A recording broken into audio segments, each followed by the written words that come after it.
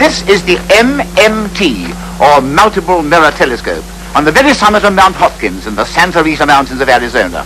And you can see straight away that it's not an ordinary telescope. With a conventional reflector, the light from the star, or whatever you're examining, is collected by a large mirror and brought to a focus where the image is formed. The MMT hasn't one mirror, it has 6, each of them 72 inches in diameter. What happens is that each mirror acts independently, but the light from each is brought to the same point, so that only a single image is formed. The result of that is that the MMT is as powerful as it would be if it had a single mirror 176 inches in diameter. And there are only 2 telescopes in the world larger than that. The Palomar 200-inch, which was brought into action over 30 years ago now, and the Russian 236-inch, which, quite frankly, hasn't produced many results as yet. Just look at it. It's short and squat, with a maze of wires and girders. It's the first of a whole new generation of telescopes, and without the very latest improvements in the electronics and computer techniques, it could never have been built. You may ask, why build a telescope as complicated as this? Well, there are 2 main reasons. First, making 6 72-inch mirrors is a great deal easier than making a single 176-inch mirror. And secondly, there's the question of cost. The MMT has cost only about 1/3 the price of an equivalent telescope in comparable aperture. The observatory building is equally unconventional. The telescope itself is mounted in the altazimuth way, so it can move either up and down in altitude or round and round in azimuth. The observatory really is a kind of a super hut. And when the telescope moves in azimuth, the whole 500-ton observatory moves with it. The 2 are inseparably linked, so that the opening is always in front of the telescope. And it's quite amazing how smooth that motion is. The entire building is moved round on only 4 wheels, and of these, only 2 are powered. The combined horsepower is a mere 30. The wheels move along a steel track a few inches wide, and obviously that track has to be kept clear, because if it's bumpy, then the motion becomes uneven. It so happened that last spring was very wet, and there was a plague of ladybirds. They were everywhere. They even had to be scooped away with snow shovels, and then they got into the track. And there were so many squashed ladybirds there that the movement became uneven. So what had to be done was to fit scrapers to the wheels, keeping the track clear both ahead and behind. That coped with the squashed ladybirds. It also copes with things like dropped screwdrivers.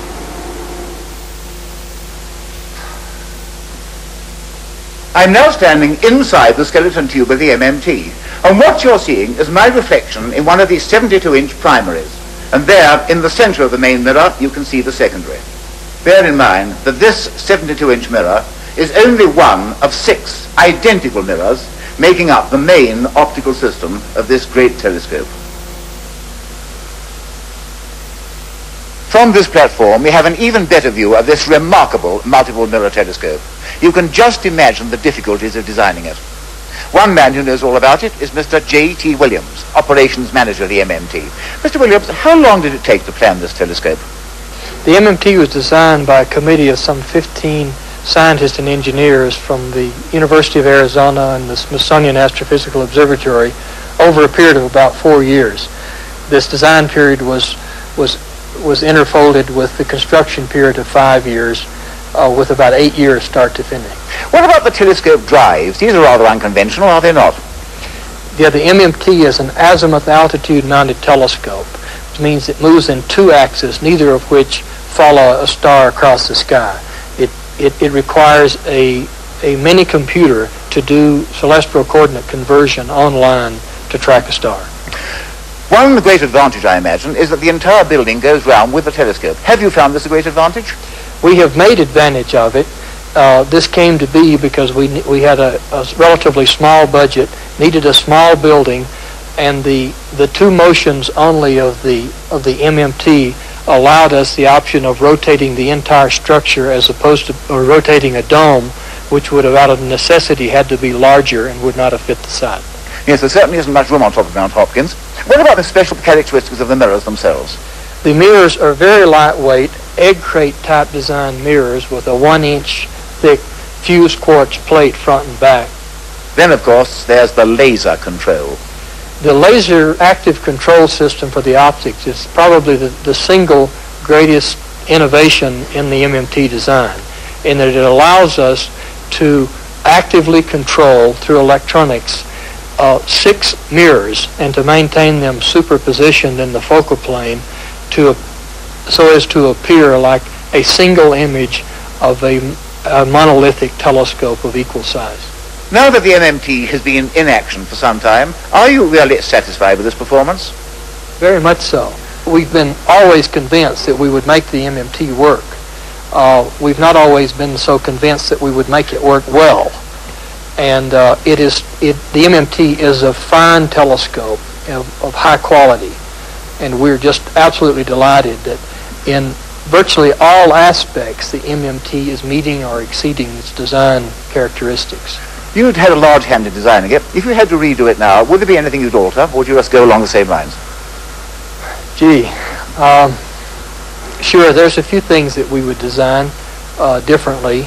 We've obviously learned from our experience. I think the one thing we would do is select a slightly larger site to put it on. We would design it with a little less bandwidth. We would do much the same magic, but a little more conservatively, I think. And lastly, Mr. Williams, do you think that this MMT is going to be the first of many telescopes of the same kind? There will be more MMTs, I'm convinced of that. But I think the most significant feature of the MMT is it has reopened for this generation and future generations the impetus to design large telescopes, whether they be innovative single flexible mirrors controlled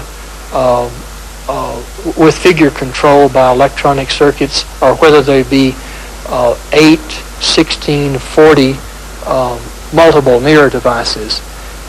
I think the important feature is that we now can see a number of ways to build telescopes much, much larger than anything built in the past.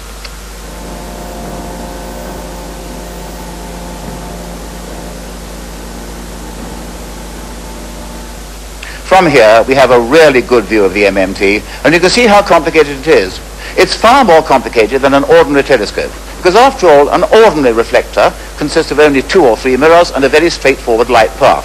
Things are very different here when we have so much electronic circuitry to take into account. So let's have another look in more detail at the various parts of the telescope. Obviously, the main components are the 72-inch primaries. As we said, there are 6 of these, and they combine to make up the main light-gathering power of the telescope. And they're associated with secondary mirrors, which are in turn associated with periscopes.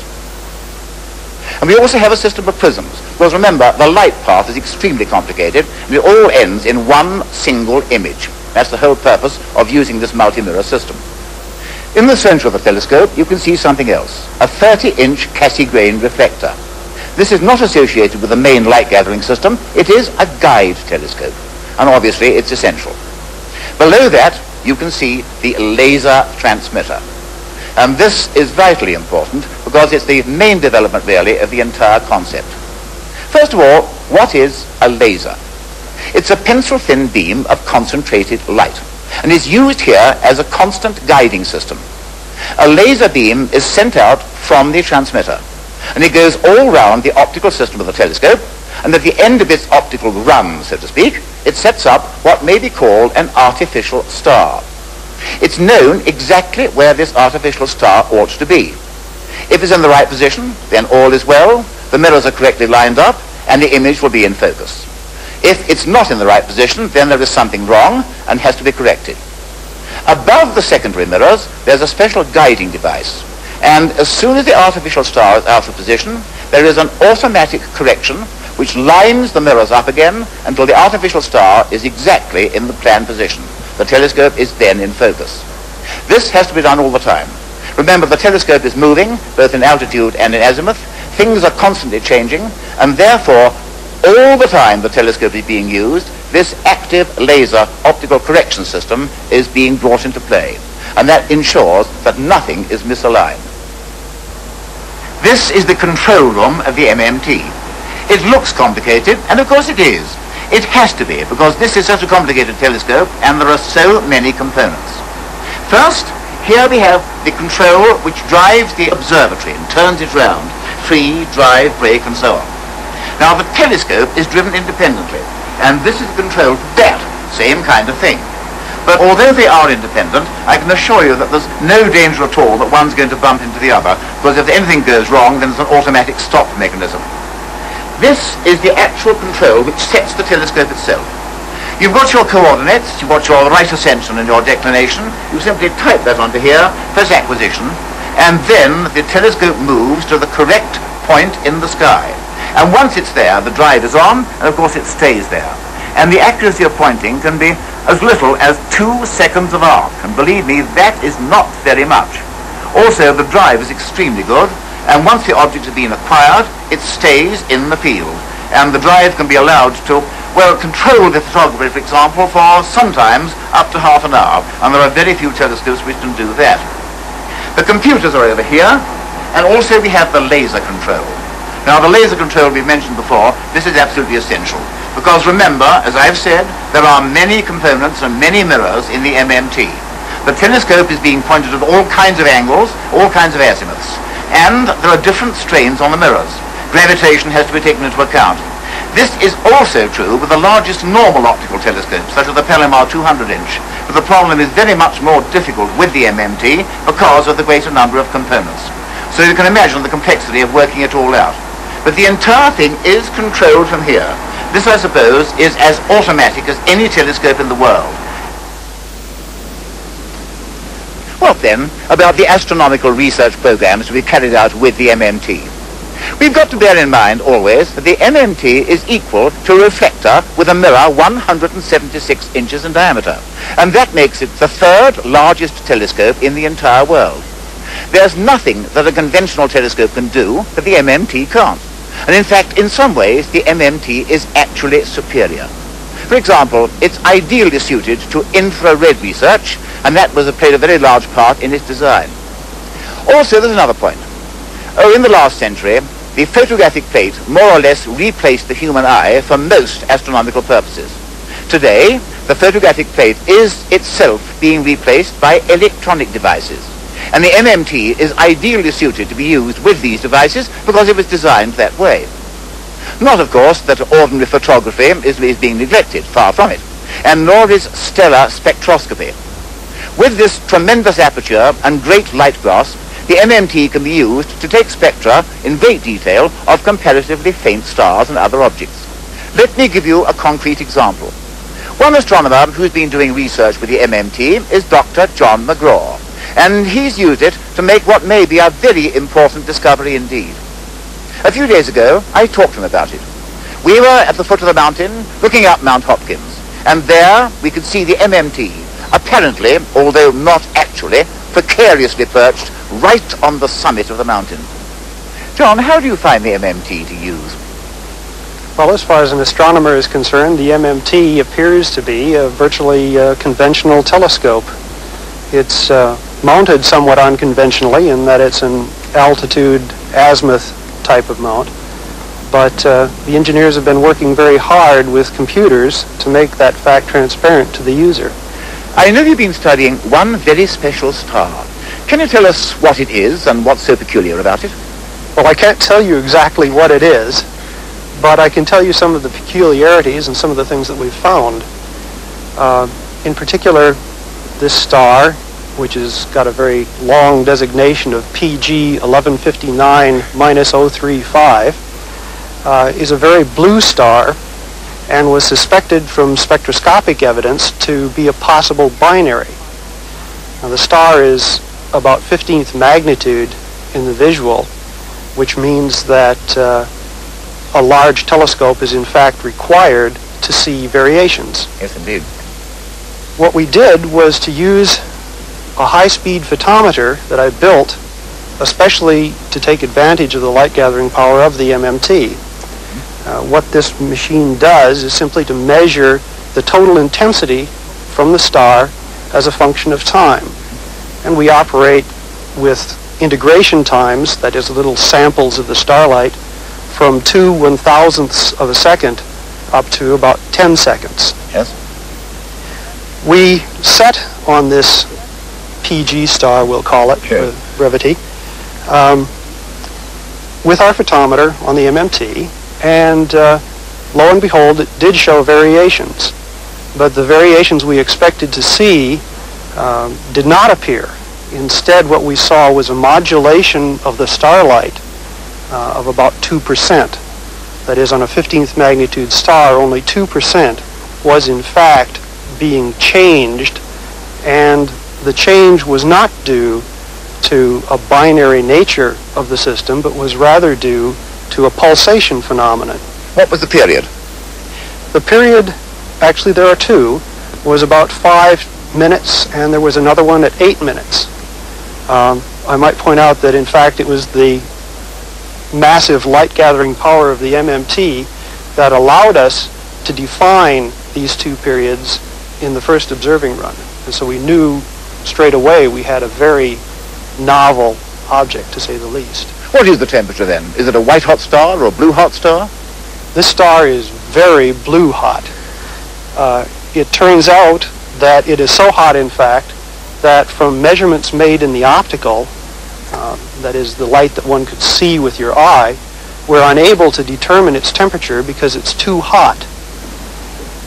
In fact, we've made some X-ray satellite observations, and we are still unable to pin down the temperature of this star. But we do know that it's at least 50,000 degrees, more probably in excess of 70,000 degrees. If it's as luminous as that, it doesn't seem to add up. You're right, it doesn't. Basically, when you have periods of pulsation as short as 5 to 8 minutes, you expect the object to be a white dwarf, yes, or something similar to it. That is a very massive and condensed object. For example, if you took something the mass of the sun and compressed it down until it was the size of the Earth, then you would expect that object to pulsate with 5-minute periods. But when a star is this hot, and as far away as we think it is, it's also a very large star. What exactly is the distance? We estimate the distance to be 2 kiloparsecs. 2 kiloparsecs. That's over 7,000 light years. Yes, that's right. That means that to see the star at 15th magnitude, its distance is so great that the star must in fact be of the order 100 solar luminosities. Well, if there's 100 solar luminosities and pulsating as quickly as this, then there's something very strange about it. There is indeed, and I wish I could continue the story past this point. So far we've been able to observe it and tell you a little bit about what we see, but there is no real coherent theory, for example, of stellar pulsation or stellar structure even, that even begins to explain what it is that we're seeing. If in fact the star is behaving in this strange way, is there a chance that it's going to show evolutionary changes over a short period, do you think? Yes, that in fact is one of the promises for this star. Even though we don't really understand why the star is pulsating, there is a relationship amongst pulsation periods, the luminosity of the star, and how quickly it evolves. Very hot stars evolve very quickly. In fact, the evolutionary time scale for this star is probably 100 or 1,000 years, which is very short indeed for astronomical objects, as you know. So by observing it with the MMT over a period of even 10 or 20 years, you might see permanent changes. Well, we're hoping to see permanent changes, so to speak, in timescales that are even shorter than that. As long as we can continue to very accurately define the pulsation periods, which are probably the most precise measurements you can make in astronomy, we should be able to see changes, if they are going to occur, on timescales of 2 to 10 years. Well, this will be the first time it's been done, isn't it? First time we've ever seen a star evolving before our eyes, so to speak. That's correct. This will be the first time we've ever been able really to see a star evolve during the lifetime of a man. Well, that does bring out the great power of the MMT, doesn't it? Because after all, you need a tremendous light grasp for that. That's right. When we're talking about measuring a 2% variation on very faint stars and then being able to actually define what's going on in detail, it takes a tremendous amount of light gathering power, and that's definitely provided by the MMT. So you would say then that this experiment with a multiple mirror telescope has been a great success, and after all, you're one of those who have used it, so you're in a very good position to say. I'm very pleased. I think that the landmark, so to speak, represented by the multiple mirror telescope is really going to open up an entire new era in ground-based astronomy. For a long time, in the past 10 years, for example, people have been thinking that we are just about at the limit of what one can do from ground-based observatories. And there's been a certain amount of effort, a great deal of effort, into putting large telescopes into space.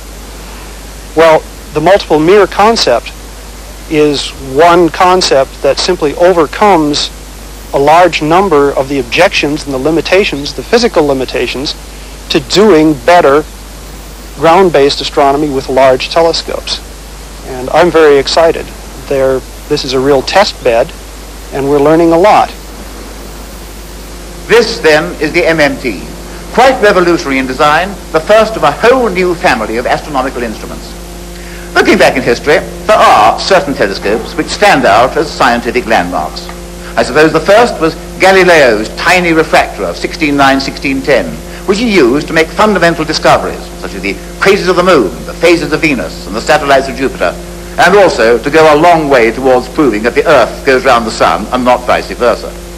Then, just before 1670, there came Newton's first reflector, a tiny instrument with only a 1-inch mirror, and yet the prototype for all reflectors that have followed it.